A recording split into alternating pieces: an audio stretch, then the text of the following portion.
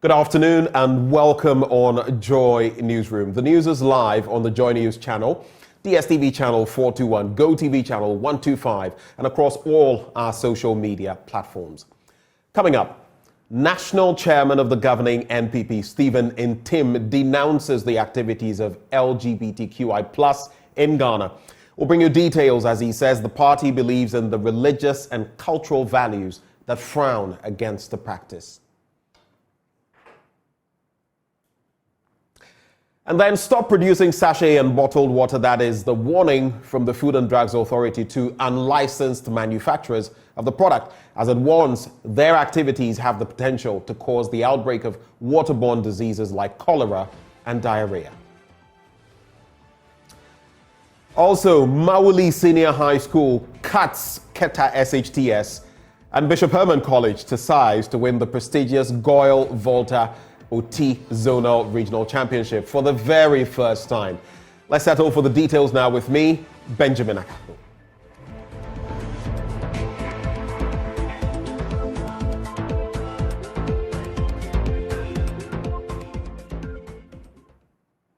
Let's get to our very first story now. And the national chairman of the governing NPP, Stephen Ntim, is this afternoon denouncing the activities of LGBTQI in Ghana. According to him, the party believes in the religious and cultural values that frown against the practice and will not go contrary to such beliefs. Mr. Ntim communicated the NPP's stance on this controversial issue at the one-year Thanksgiving service for the National Executive. The New Patriotic Party, which I represent as national chairman, wishes to articulate explicitly, in no uncertain terms, without any bells and whistles, that we have a position on the topic that is making the rounds, not just in Ghana, but across the globe. What is the position of the New Patriotic Party when it comes to LGBTQ? I'm sure most of the people here, if not all, will say that Ghana frowns upon the LGBTQ. Correct me if I'm wrong. Why would I, Stephen Ntim, why would our General Secretary, Justin Frimpong Kudia, why would this able national organizer,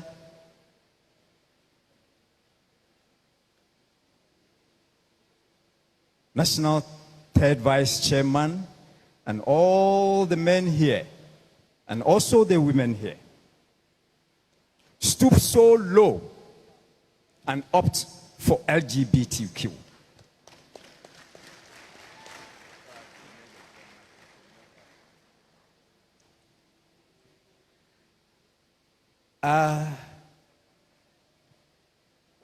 I want to state emphatically, without any fear of equivocation, that the New Patriotic Party that I chair will never support LGBTQ.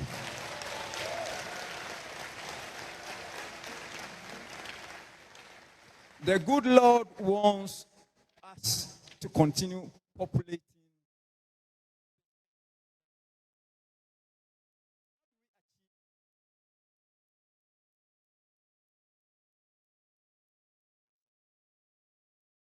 There's no way you can answer that question. And which means if we are going to opt for that,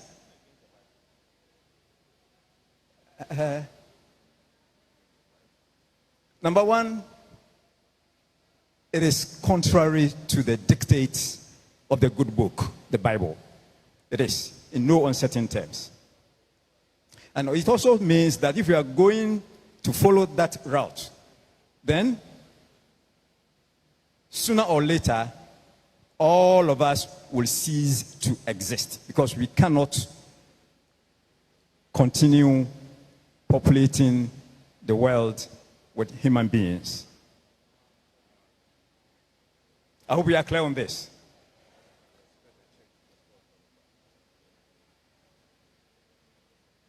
Reverend ministers, we want you to continue praying for the New Patriotic Party and for Ghana. That's standing here without any equivocation, denouncing the LGBTQ.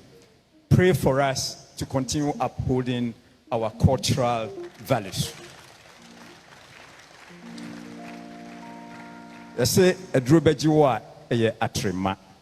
Having said this, I wish to thank you profusely for accepting to host us today as we mark the 1-year anniversary of this executive of the New Patriotic Party. Thank you very much.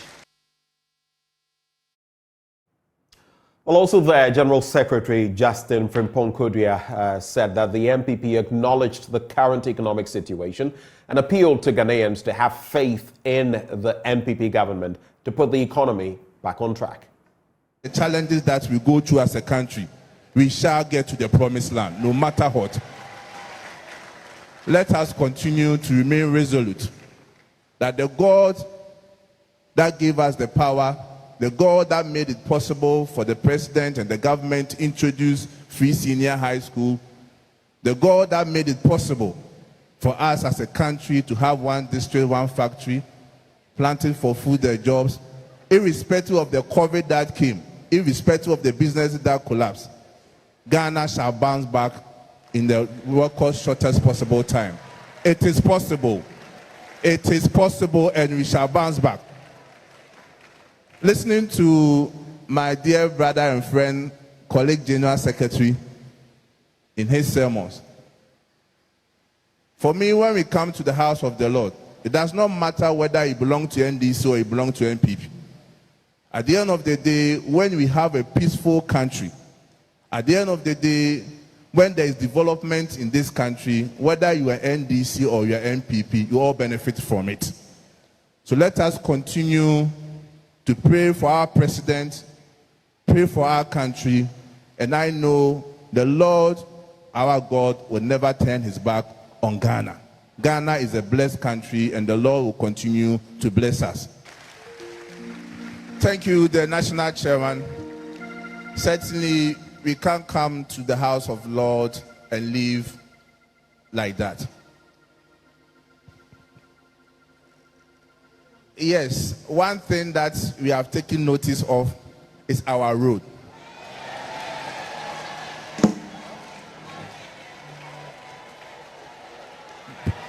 Hallelujah. Praise the Lord. Praise the Lord. Fortunately for us, with our national chairman, my good self, and Harry Nana Boache, we are very close confidant of the roads minister. Tomorrow is the first working day of the week. We will be at his office, and our message will be very simple. Roads minister, on our 1-year anniversary, we went to PIWC Atomic, and we went to make a promise to them that before the year ends, this small road should be constructed for the church.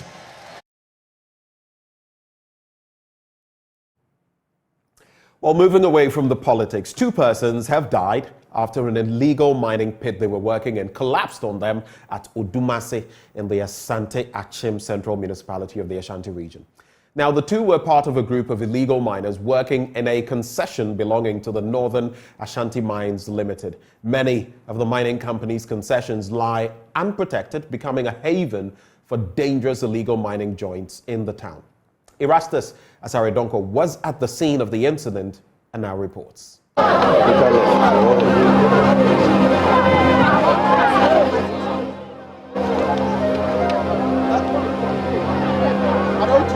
Asante Achem Odumase is known for deep pit illegal mining, eating into age-old mining pits and concessions. Digging beneath homes is a common practice which has so far claimed one life. Saturday's tragedy struck beneath these high-tension electric poles. This illegal mining activity within the concession of the Northern Ashanti Mining Limited has claimed 2 lives. Now, what these illegal miners are doing here is that they use these machines, these chamfan machines. They dig beneath the ground over there and they bring out the produce here and they wash them over here. So creating a sludge that winds up beneath this load. So these machines you see here were the ones they were working with. The guys who were down the pit were working inside here, digging beneath the earth here, creating a big hole over there. So they were scooping the raw material full of gold, bringing it up here for washing. So whilst there, this whole earth became very loose. So beneath there, whilst they were digging, it collapsed and came on them, killing 2. 1 escaped unscathed. It took rescuers hours to excavate the remains of the 2 miners. I am a boy to me. Yeah, I'm going to hold it. I hold it. They will be never Yamasuna at Aichi. A techie basis hours. A started base, my fans a bear night. In Suno, a started and a night to Naim. And now, yeah, prepare. The money momo. Oh, boy, Baco Crady or Tibemi or Tibemi, Steven. Oh, bear 29.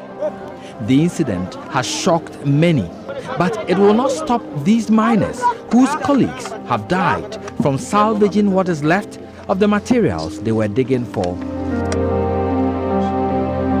Mining in this area perhaps will not stop. Reporting for Joy News, Erastus Asaredonko, Odumase, Asante Achem Central, Ashanti region.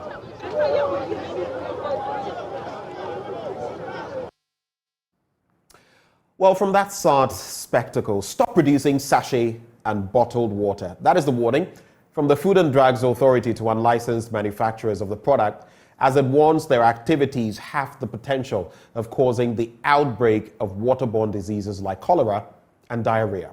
Here is a statement from the Food and Drugs Authority. And it reads, notice to producers of sachet or bottled water products. The Food and Drugs Authority has noted with concern the increased number of non-compliance among some sachet or bottled water producers. This has the potential of compromising public health, including causing an outbreak of waterborne diseases such as cholera, diarrhea, dysentery, and typhoid. The authority is cautioning all manufacturers who are manufacturing without an FDA manufacturing license and or whose products are not registered to immediately suspend manufacturing and take steps to regularize their operations or face appropriate regulatory actions. The FDA's industrial support team is available to provide training and technical support to the industry. And that is the statement. It also adds, the FDA continues to urge the public to check the registration status of regulated products from the FDA's website, that is fdaghana.gov.gh, or through the proper platform before purchase. For further information, please contact the FDA on the contacts provided below. And of course, we'll keep you in the know on that. It is signed by the Chief Executive Officer of the Food and Drugs Authority.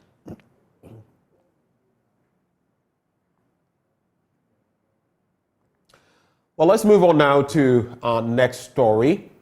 And the University Teachers Association of Ghana branch at the University for Development Studies wants the Ghana Tertiary Education Council to immediately stop the implementation process of office holding positions in public universities and the cancellation of some offices or positions.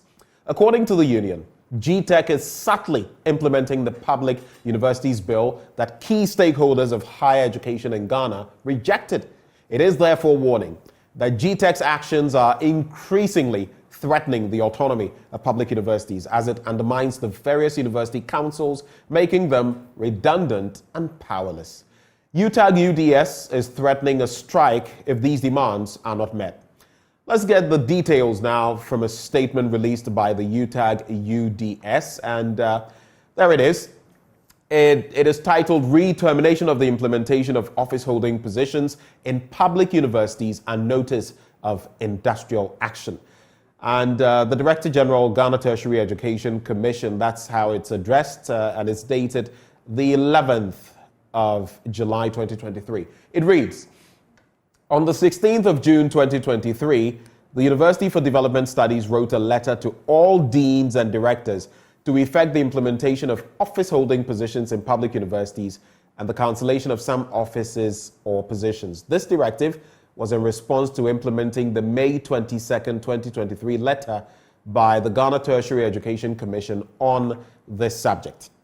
Members of the University Teachers Association of Ghana, UDS, that is UTAG UDS, and the Ghana Association of University Administrators, that is GAWA of UDS, have observed the following. And there's quite a list of issues.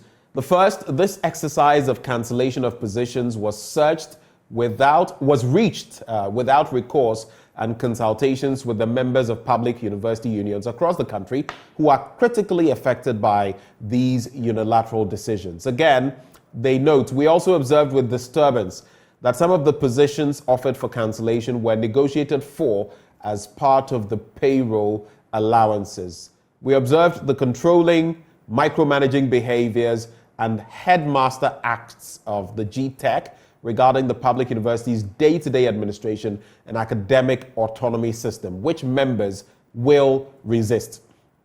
We observed the worrying attempts by GTEC to subtly implement the Public Universities Bill that key stakeholders of higher education in Ghana rejected. Indeed, GTEC's actions are increasingly threatening the autonomy of public universities as it undermines the various university councils, making them redundant and powerless. This is an unhealthy development. And maybe the final one before we cross over. We know that parts of the rejected PUB, that is the Public Universities Bill, are being implemented through the back door using the GTEC law. This is a threat to the autonomy of public universities and an attack on academic freedom. Well, let's now cross over, have an interaction. We've been joined via Zoom by Secretary of UTAG branch of the UDS, Dr. Ilyasu Mumuni, and Deputy Director General of the Ghana Tertiary Education Council, Dr. Ahmed Jinapo. So I'll start by posing this question, Doc. You are threatening to go on strike from the 28th of this month. Can you explain to us what the issues are and what has triggered this industrial action? Very much, Ivan, for this opportunity. The name is Benjamin. Benjamin, sorry for that. And thank you to all your viewers and listeners.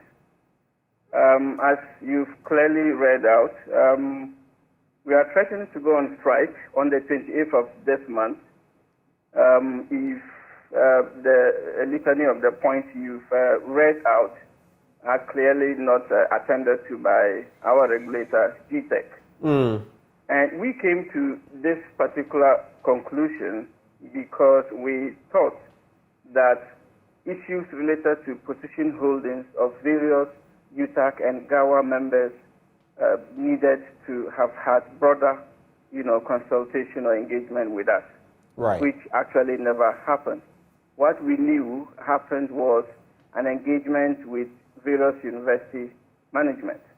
And, as you may know, the functioning process of various union systems and the functioning process of university management are quite similar but very different.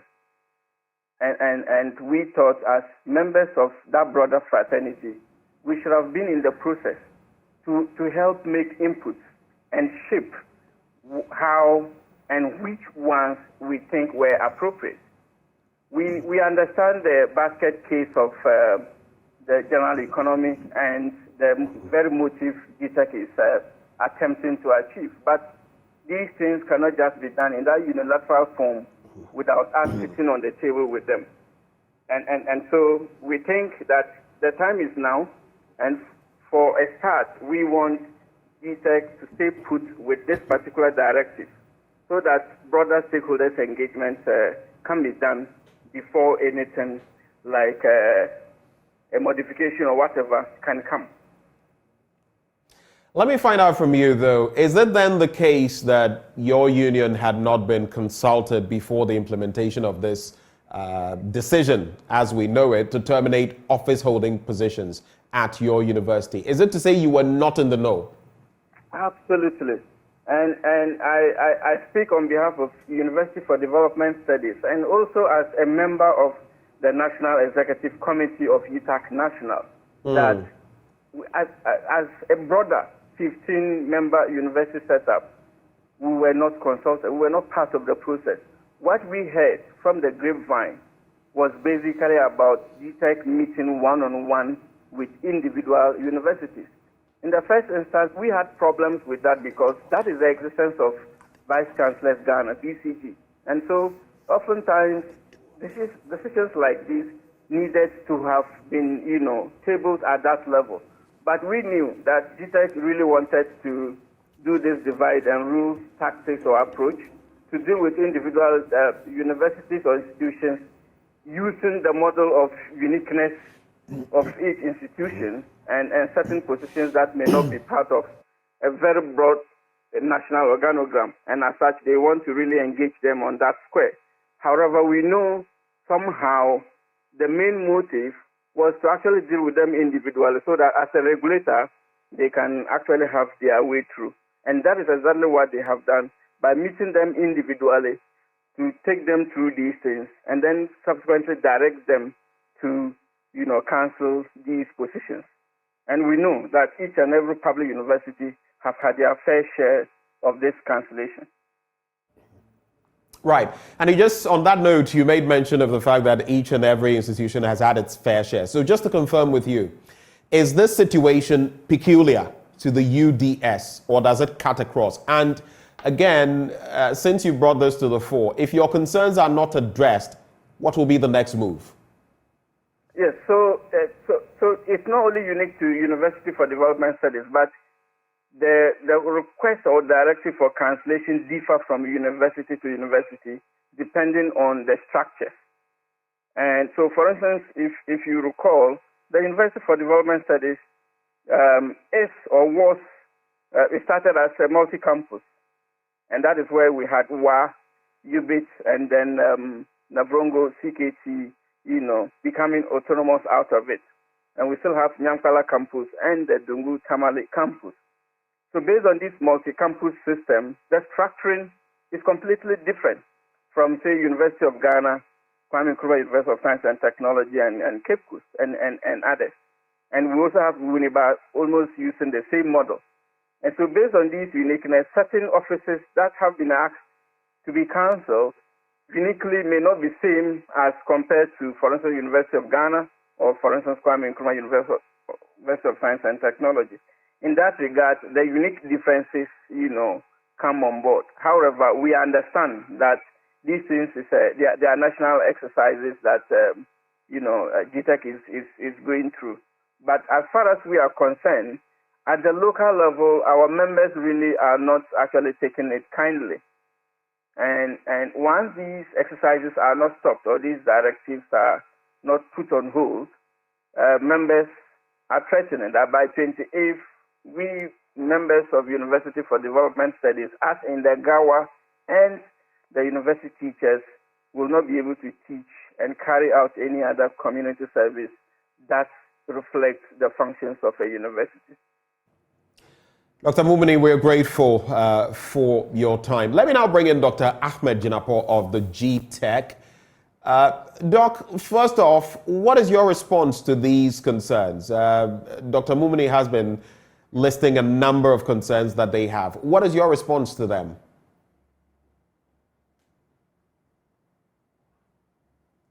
Hello, Dr. Jinapo. Ivan. Hello? Yes, can you hear me? I can hear. Can you hear me? I can hear you now. Okay, so the name is Professor Jinapo. Professor Jinapo, my apologies, sir. Deputy Director General of the Ghana Tertiary Education Commission, not Council. Right. Commission. Thank you for the correction. So, as I said, let me greet my brother, Dr. Mumuni, and pick it up from where he ended. A couple of issues.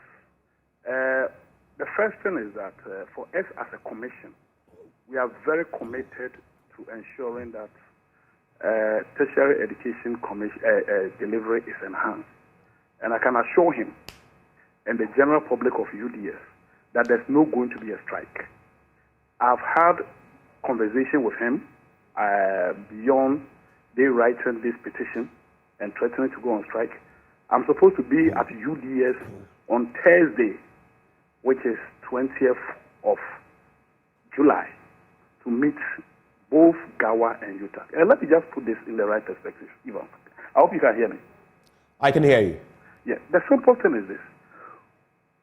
Two things that have been raised by UTAC. One of them has to do with the unilateral cancellation of office holding when it comes to university staff. There's nothing like that. Dr. Mumuni was appointed as a lecturer of that university, just like me. Once you are appointed as a lecturer, you are assigned to a department. You grow within the department. Then when you are lucky and you work hard, you become a head of department just as he is. He's the head of department of ICT. He occupies that office for a short period, maximum 2 years if you're a senior lecturer. If you are an associate professor, you occupy it for 3 years. Once you are done, you exit. What we've realized, my brother, what we've realized is that there are so many offices that have been created without recourse to even GCE. When you go to the University Architecture, we have an office called the Vice Chancellor, the Pro Vice Chancellor, the Registrar, the Dean, the Head of Department. These are offices within the University Architecture. But if you go and create offices, even like Head of Special Animals Project, Head of Small Animals Project, Head of Photocopier Office, Head of Cold Room. In fact, we have Head of Distance Education. I can speak to UDS. They have an office known as Head of Distance Education at Bupe, my hometown. And do you know where the program is being run? At a secondary school. So what we did was that we sat down with each individual head or management of an institution. That is why he said we are being selected. We sat down with each of them. We said, look at what offices you have on your payroll. If you are telling me that you want to pay a lecturer like Dr. Mumun, who has been appointed as a lecturer, as a consultant, you are paying him consultant fee every month. You have a secretary to a vice chancellor who is paid as a dean. Ivan, hello? I'm here. Yeah, you are paid the secretary to the vice chancellor as a dean, a position held by a professor. Then where are we going to? And beyond that, he says we haven't consulted them. The process hasn't ended. We haven't even started implementing it. In fact, as of last week, we met UPSC. We've met University of Ghana 4 times. We are arranging to meet KNUST. I arranged to meet UDS Vice Chancellor. UDS Vice Chancellor, they haven't finished. So when you tell me that GTech unilaterally is cancelling offices, it's not the case. So you say you did not unilaterally do it, but every step of the way, did you engage the institutions concerned? Obviously, the UDS has concerns. So let me know. We did. The public universities, did you engage them? You are interacting with Benjamin, by the way. Did you engage them every step of the way? Every step we engage the vice chancellor. We are talking of office holding, Ivan. We are not talking of your job. You are a journalist. That's your job. You are a journalist. Tomorrow, if you are general manager of Joy FM is a position that you are holding. Tomorrow you leave, but you are still a journalist. That is your job. So you are appointed as an assistant lecturer into a university community. You are appointed as a junior assistant registrar. But when you are appointed, and by virtue of your appointment, you are created, an office is created, that you are head of cold room, you are head of small animals project, you are head of large animals project, you are head of all kinds of things. So tell me, you feel this is a necessary duplication of roles, right? Or replication of roles? Not necessarily unnecessary duplication of roles. But what we are saying is that at the university, there are prescribed offices that have been agreed upon by the university community, informed by VCG. You cannot tell me that there shouldn't be a vice chancellor or a chief executive officer of a university. There should be a vice chancellor. Anybody who occupies that office as a vice chancellor is a professor by rank. He enters that office. He leaves when he's done. But UDS have an office for director for diversification. There's sophistication, there's it. And when we talk of a directorate, we know what goes into a directorate, even. When we talk of a directorate, there's a difference between a directorate, a head of department, and a section. So I must say, UDS, we are going to work with them. We have spoken to Dr. Mumuni. We will be meeting convocation, that is GAWA and UTAG. There's not going to be any strike. Once we have that conversation, they will understand and appreciate where we are coming from. At the end of the day, all what we are looking for is that there needs to be sanity in the system. There needs to be sanity. So there's no need for drumming of war drums or whatever it is. There's going to be sanity. We had already arranged to meet even the unions post our agreement with the management. And even as I told you, these are office holding. Nobody's condition of service is going to be varied. Nobody. All right. Nobody's condition of service is going to be Just clarify for me, Prof. By the way, you are interacting with Benjamin Akakpo. You've kept referring to me as Evans. I've not changed my name yet. Sorry about that. No problem. Now, one of the claims that you are subtly implementing the Public Universities Bill, and we know what the content of that was. Just let me land. Let me land, yes. Because this is what Dr. Mumuni made mention of. And again, it's your word against his, because you say there was consultation every step of the way. He says they were left in the dark. So I'd like to find out from you, are you picking and choosing from the Public Universities Bill, and moving forward, apart from interacting with these entities, what is going to be the modus operandi of GTEC? The modus operandi is very simple. You cannot create offices that are not recognized by the universities themselves. You cannot pay a lecturer who is employed as a lecturer as a consultant. Evans, you are working with Joy FM or Joy News. That's your job. You cannot be paid as a consultant. We are saying that you cannot establish a distance education program where you take full fee paying and you pay an officer head of evening classes. You cannot pay an officer who has been fully employed and tell him that you are paying him for what? Weekend classes. That is the point that we are making. But at the end of the day, in terms of consultation, these are office holding. Office holding are creation of management. Creation of management. I can tell you on authority. Last 2-3 weeks, I was at SV Domo where I met both UTAG and GAWA. I met them. I was there. I met them. And we've even arranged to meet NEC. But as I told you, this whole process is evolving. We haven't even finished. Nothing has been implemented. We haven't implemented anything. And as I did indicate, I'm supposed to be at UDS, where we are speaking to today, on the 21st of this month. I'm meeting them. And from there, I will go to Narango. I am UTAG, so to speak. I was secretary for UTAG at UEW. I was a member of the National Executive Committee. There's no way, and I'm not speaking as me as person, I'm speaking as a commission. There's no way that anybody is going to be shut in. But the right thing needs to be done, my brother. The right thing needs to be done.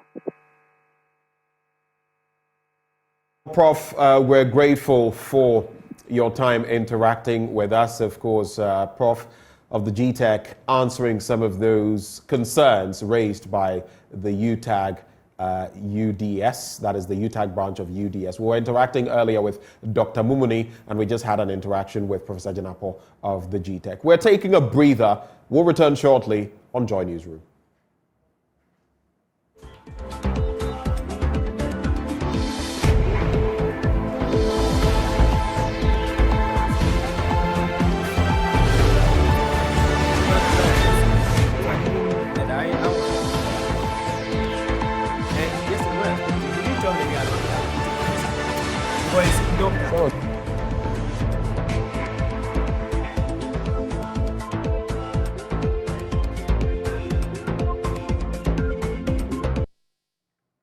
Thank you for staying with us on Joy Newsroom. Let's hit the political terrain now. And in a show of enthusiastic support, loyal supporters of Manaf Ibrahim trooped to the regional office of the New Patriotic Party to pick nomination forms for the upcoming NPP Asawase parliamentary primary. They describe Manaf as a young politician with great potential to shed light of change and growth in the Asawase constituency. There is more in this report.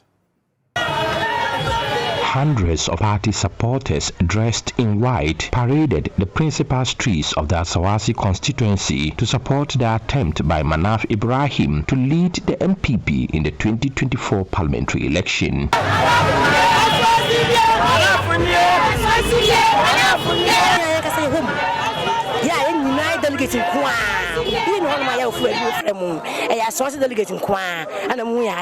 According to Elizabeth Asari, leader of the Manaf fan club, Manaf possesses the attributes required to drive genuine change in the constituency.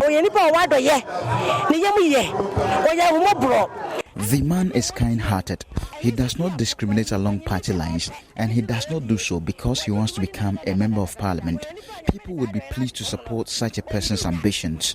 He surprisingly provided us with food during the lockdown. He is in fact a godsend to us.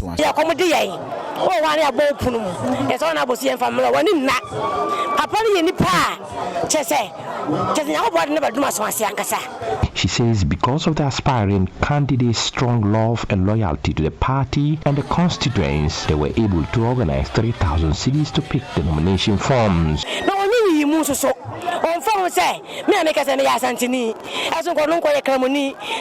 makes no religious distinctions. He is a Muslim and I am an Ashanti. But we decided to pick parliamentary nomination forms for him because of his love and mercy for all.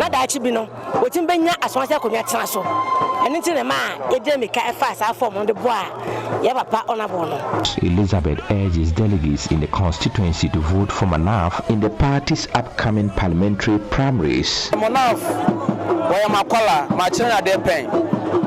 Abdul Basit Isa, another supporter of Manaf, describes the aspiring candidate as generous. Abdul Basit believes Manaf can end Mohamed Muntake's long stay in parliament. Yes, we need to be able to stop Muntaka. Until Muntaka is soon. But I hope that this time or no. He is the only one who can bring Mohamed Muntaka's long tenure to an end. Since Muntaka fears him, he is a farmer, yet he takes care of kidney patients, paying 45,000 cedis on medical fees each month. Every month we have almost 45,000 Ghana for every month. In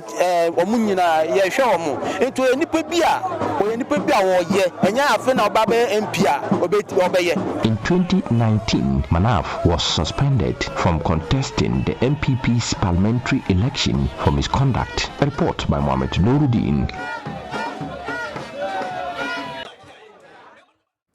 Now, security analyst Adib Sani says the Ghana Statistical Services report, which reveals that over 1.5 million young people in 2022 were unemployed, not in school or under training, should be seen as a national security threat. According to him, studies indicate that unemployed young persons can easily be swayed by terrorist groups because of their vulnerability. Before we hear from him, though, here are excerpts from that report. With the highest proportions of disengaged youth were Greater Accra, Ashanti, Eastern, and Central. The census also revealed that 1.4 million young people in that age group had never attended school, with higher percentages among females compared to males. Right. Regions such as Savannah, Northeast, Northern, Upper West, and Oti had significant numbers of young people who had never attended school. The unemployment rate for young people aged 15 to 24 was 32.8%, with higher rates for females compared to males. Several regions had unemployment rates over 30%, with the Upper West region and Western North being the highest.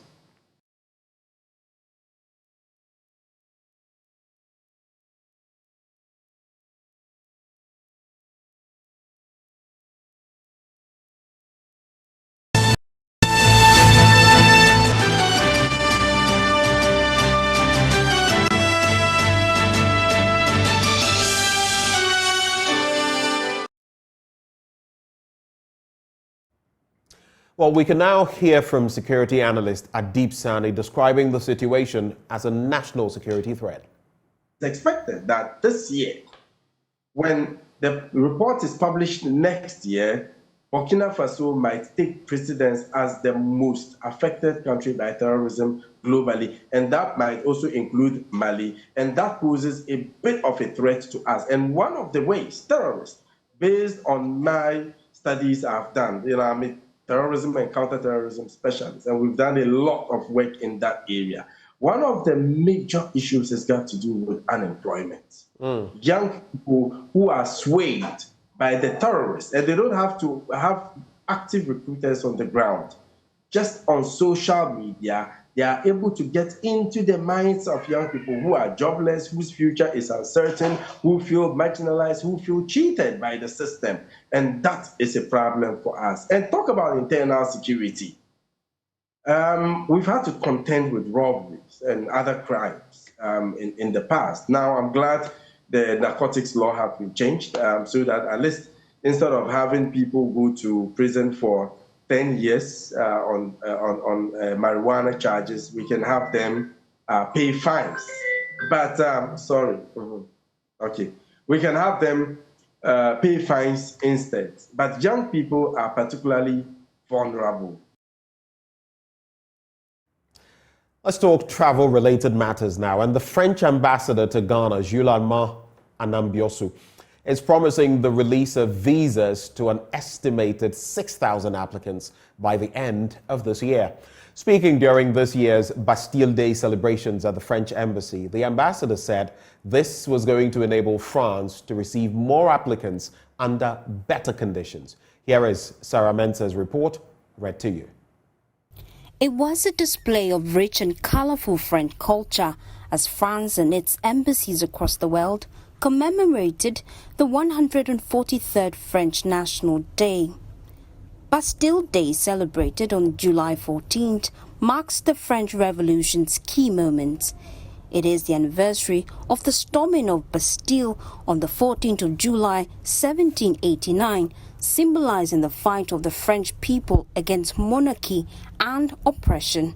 Speaking at this year's event at the France Embassy, French Ambassador to Ghana, Jules Armand, mentioned that there are several existing procedures for obtaining long-stay visas for applicants seeking to travel to France. We are likely to reach the 6,000 mark by the end of this year, deliveries of visa. The visa service enables us to receive more applicants under better conditions. I also hope that the several existing procedures for obtaining long stay or multiple entry visa will help us to boost travel between our two countries. He further announced that there is going to be a new exchange program which will enable more Ghanaian students to travel to study in France and vice versa.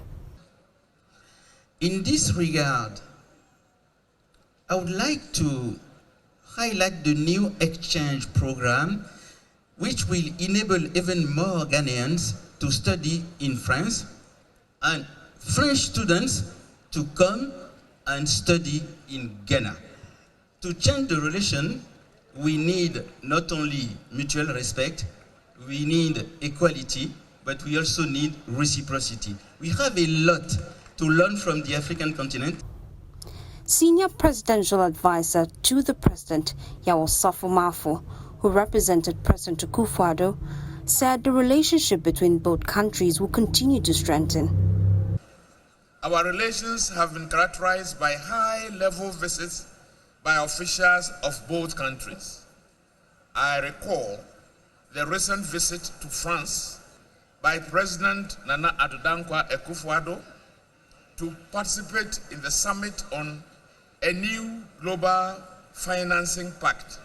It was indeed an extraordinary moment in history. The French community in Ghana, representatives of the Ghana government, traditional chiefs, artists and personalities were present. Deputy Minister for Trade and Industry Stephen Amoah spoke to Joy News about the strong bilateral relationship between France and Ghana. There's a very strong bilateral relationship between Ghana and France. We have a lot of things in common. You know, France is a very peaceful country as well as Ghana. I am very happy. France is one of the most reputable countries in the world, and they've done a lot for Africa and other countries as well.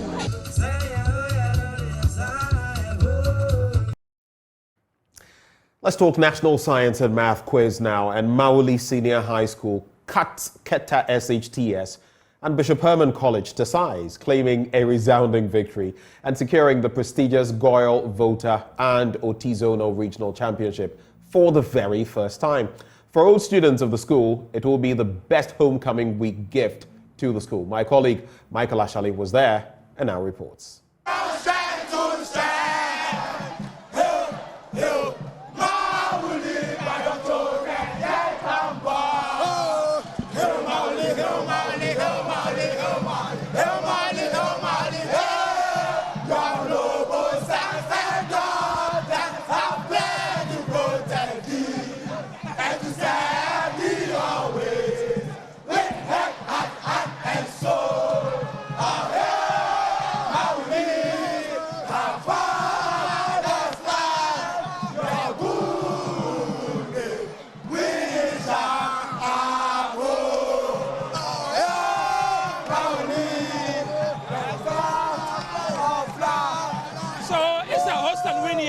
At the Mauli Senior High School, for the very first time, this school has been crowned the best school in the Volta region, winning the NSMQ Volta Regional Championship. I mean, certainly the euphoria in the school is off the roof, because this week also marks the homecoming, right, for the school. I mean, as all students, how does it feel? We cannot explain how we feel right now as all students of the great Mauli school. They were protesting our win, but this is Mauli. We are the best. God is here, and we want to tell the whole world that Mauli Senior High is coming to this contest to win.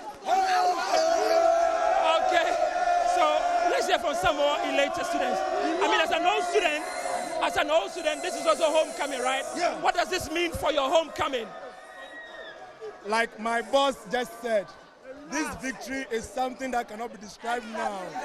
It's going to be an eternal victory that will carry us to a very long place.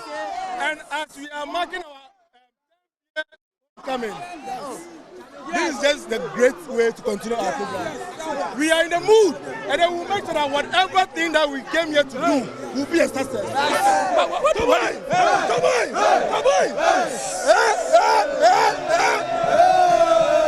Okay, but what do you say to Keta? I mean, Keta certainly handed you your first win, right? What do you say to Keta? They could have beaten you, right? Yeah. Oh, no doubt about it. But you know, it's strategy. And since there was a tiebreaker, and then our guys were able to do it on the right time. I mean, we just have to say all the three schools did well. That's right. Those that have contested from day one to now, they've all done well. So all we can say is congratulations to everybody. But at the end of the day, we should have just a winner, and that is Mauli Senior High School. We are coming for the cup. This year is ours. This year belongs to Mauli School. This year is our year.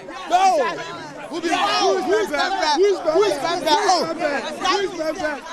Look, Mauli is 3H college. 3H college. The head, heart, and hand. Listen, we have Samed. We have Samed there. Abdi Samed as our heart. We have Jeffrey there as our hand. And we have Abdullah.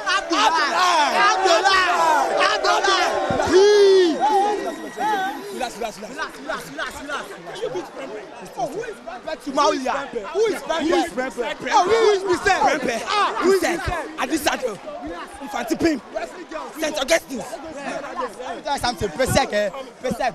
I'm opening now. I'm second. Mauli, God they give we. We talk. We are coming for the cup. Mauli is so. Yes. Relax. We be so. We have toiled for long. We have suffered for long. 3 good years in the last finals. Regional contest. I'm not taking story before. 3 good years. The Hellgo came, they took it away. Sunrise came, they took it away. This year, it's our year. Tell them we are coming. Tell them we are coming. So it's a host and win year for Mauli Senior High School and the gentlemen that delivered that victory for their school. Let me start from this side. I mean, run by run, what was going through your mind? Because Keta certainly didn't make it easy for you. Oh yeah. When we started the contest, it wasn't going as expected. We started very poorly. We were getting our major questions wrong, but we kept on like trying because we don't know what can happen in the end. And then at the end of the round, we were leading us to like 6 points. But I kept on motivating my partner, and then with God, we made it. I mean, taking the last question and managing to win over Keta, how did that feel? Yeah, it's a big win for us because you know Keta it's a popular school than Mauli now. But we know how to deal with certain situations, especially the tiebreaker. We know that if the last word that is needed to solve the question is mentioned, we have to ring and get the answer in. That's what we did and we won. So okay, great. You are going to the nationals, right? What should we expect from Mauli School? Mauli School is known for doing like little but wonderful things. So we are just expecting that if we go, put in our all, win the contest for the nationals as well. So we promise nothing but we're taking the trophy. Solid. Let me talk to the coordinator. So, I mean, what do you make of the performance of your boys? Certainly, it was a nerve-wracking contest. I saw many people on the edge of their seat. For you, what do you make of the contest? Oh, I think we have done our best. That's what I've been praying for. Our name is Mauli. It means God with us. And our God has actually crowned us. What's going to be the strategy for the nationals? Oh, we keep putting on our efforts. And I will do our best. In fact, we pray that we go higher. That's all. Surely. And like you have heard from them, Mauli means God is with us. And God has shown his face bright upon their school, managing to pull off a host and win for the very first time since the Volta regional zonal competition was put in place. Well, they'll be moving to the nationals and they hope to oust the likes of Presec, Prempe and Adisado College. Let's see how that goes when that time comes. For Joy News, Michael Ashale. Well, congratulations to Mauli School, ousting Keta SHTS, and my very own Bishop Herman College, last year's zonal winners.